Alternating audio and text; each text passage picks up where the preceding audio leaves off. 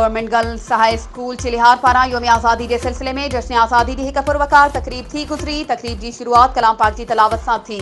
तकरीब में शागिर्दान योम आज़ादी के सिलसिले में तकरीरूं मिली नगमा ऐं सबक आमोज़ टेबलोस पेश कया।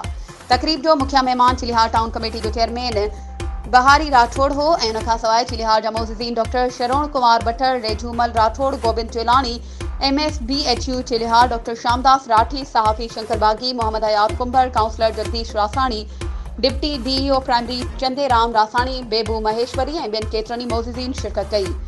उन मौक़े ते मुक़ररीन ॻाल्हाईंदे चयो त जसलहे स्कूल जो हेडमास्टर साईं मोहम्मद सिद्दीक़ दल ऐं उन स्कूल जूं टीचर्स जिन थोरे वक़्त में तमामु बहितरीन प्रोग्राम ऑर्गेनाइज़ कयो। आख़िर में headmaster town chairman Bahari Rathore जो स्पेशल तौर शुक्रियो अदा कंदे चयो त मोहतरम चेयरमैन साहब हिन प्रोग्राम में असां सां हर तरह जो सहकार कयो ऐं वधीक चयो त जिन भी शागिर्दाननि जी हौसला अफ़ज़ाई कंदे इनाम ॾिनो ऐं प्रोग्राम में शिरकत कई उन्हईअ सभिनी जा असीं स्कूल वारा थोराईंदा आहियूं।